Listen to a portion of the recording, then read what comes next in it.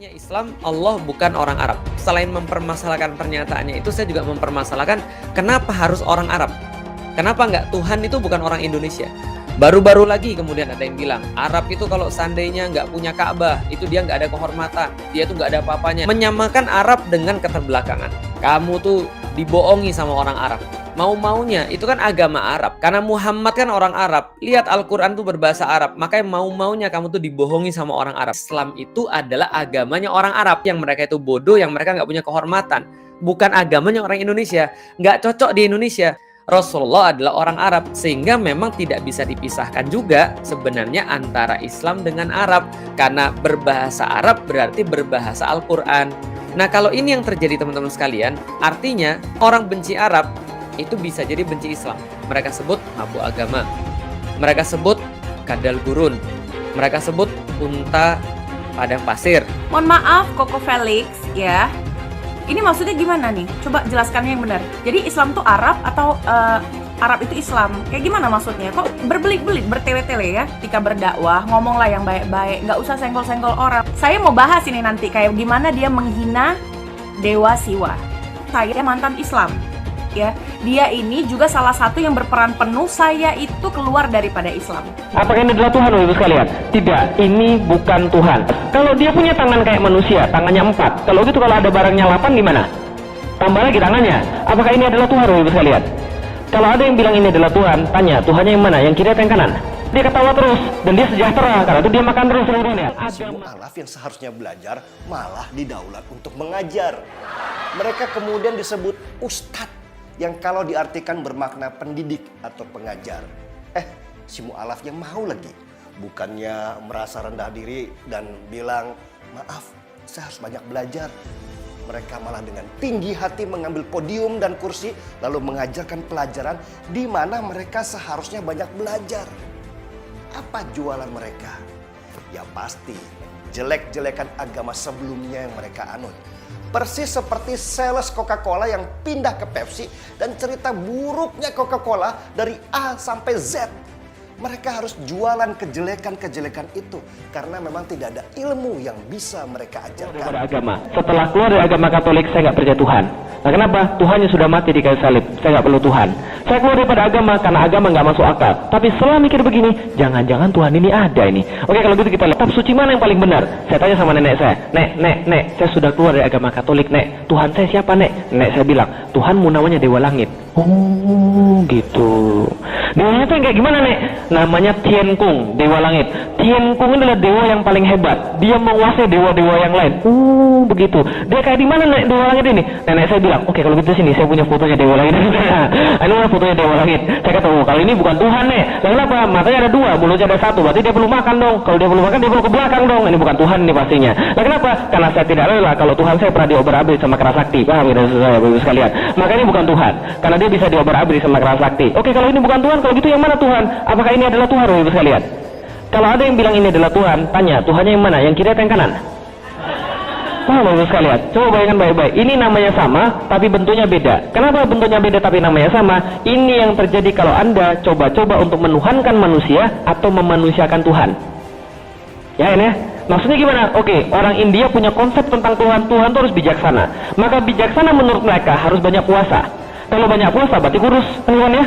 Kurus kemudian banyak puasa, kelihatannya cool, kan ya? Nah, terus orang Cina bilang, Tuhan siapa tuh keriting? Di sini nggak ada yang keriting, maka dia buat Tuhan yang lain. Menurut saya bijaksana itu bukan banyak puasa, tapi menurut saya bijaksana itu dia bahagia, karena itu dia ketawa terus dan dia sejahtera, karena itu dia makan terus, kan ya? Tuhan Indonesia beda dengan Tuhan Hindu.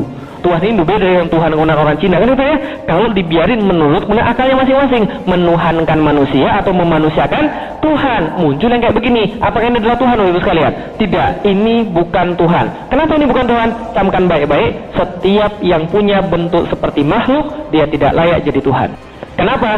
Karena makhluk terbatas, sedangkan Tuhan tidak terbatas. Kalau dia punya tangan kayak manusia, tangannya 4. Kalau gitu kalau ada barangnya 8 gimana?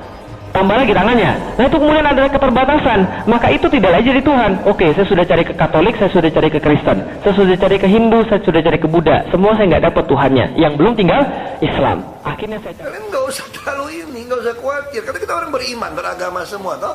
Saya beriman sama Tuhan, sungguh-sungguh beriman. Makanya saya nggak pernah takut kehilangan jabatan saya ini. Bahkan nyawa saya nggak pernah takut. Karena saya tahu kemana saya akan pergi kalau saya mati. Itu nama iman. Bukan cuma ngomong doang iman. Masih ngomong iman. Sembahyang apa iman. Imannya apa? Kok kasih tahu lu iman seperti apa? Kenapa saya nggak pernah takut kehilangan jabatan? Karena saya tahu jabatan Tuhan yang kasih. Kenapa saya nggak pernah takut saya mati? Karena saya tahu saya pasti masuk surga. Dan dapat rumah, dapat makan. Itu jabatan.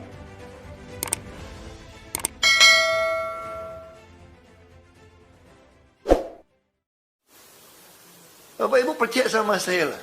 Anda ngerjain saya pun, ngerusak nama saya depan rakyat pun, kekuasaan itu punya Tuhan.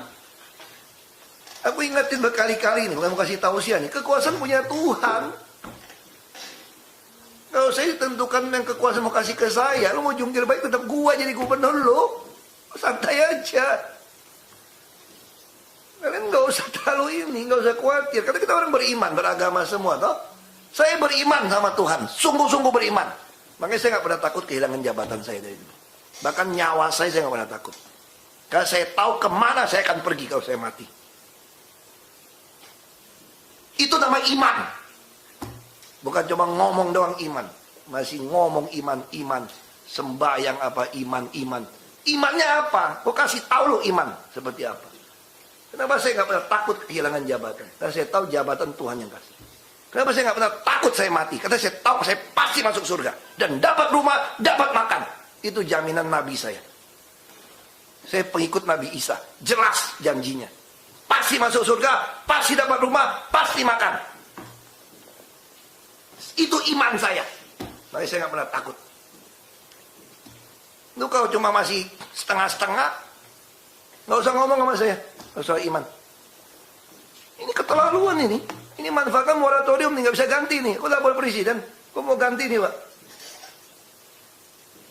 Nih orang bilang, oh Anda Ahok persiapan ganti untuk orang dia. Udah, aku full dulu deh.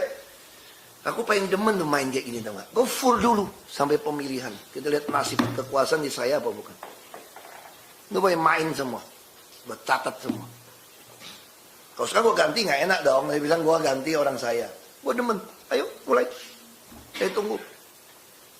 So, Pak Sekda tenangnya kita tinggal tunggu minggu ini kok. Minggu depan udah tahu kok daftar gak daftar kita kok. Tinggal tunggu minggu depan kok. Santai aja saya. Dan 2-3 penutupan. Minggu ini kok penutupan Jumat kok. Kita tinggal tunggu aja. Rapim berikutnya kita udah tahu kok siapa yang calon nggak calon. Santai aja kita. Ya Bapak Ibu nggak usah terlalu pusing. Masih mau tegasin Bapak Ibu, dia udah 4 tahun kita bareng ini. Masa nggak kenal saya lagi? Saya serius, betul-betul. Saya ini serius nih untuk perbaiki negeri ini. Saya serius ini. Kalau nggak ngapain saya masuk ke politik, Bapak Ibu? Kurang kerjaan saya masuk ke sini sebetulnya. Itu bikin sistem yang sangat terbuka semua. 1 tahun lebih jauh kita kerjanya Pak. Ya, nanti Pak Gamal saya kira Pak Gamal aja udah ngomong Pak Mawardi dikirim ke Tiongkok. Aku udah permisi sama presiden. Saya bilang presiden jangan saya lah Pak yang ke Hangzhou. Di seluruh dunia kota paling indah paling rapi itu Hangzhou. Sampai Obama muji-muji depan Pak Jokowi. Emang bagus sekali Pak Jokowi bilang. Mesti kirim orang lihat. Itu tuh kota kuno. Itu danau barat Sihu bahasa Mandarinnya. Orang bilang Westlake. 1 jam dari Shanghai naik kereta cepat. Aspang kenapa kirim Aspangnya begitu nggak? Karena yang punya duit resmi dia nanti nih. Itu loh KLB lah, KDB lah, apalah Pak. Pokoknya kompensasi apalah. Kita bikin resmi nih. Para pengembang nyumbangnya resmi, dicatat resmi. Nah ini yang mau kita bangun. Mbak Kamal lihat, mungkin kalau beliau kirim 2 orang, mungkin penataan kota kirim siapa 1 Pak. Kirim 2 orang ya mungkin. Penataan kota cari siapa yang anak muda yang wali kota nggak usah pergi, ngapain? Ntar sampai di sana ketemu Amoy lupa pulang lagi.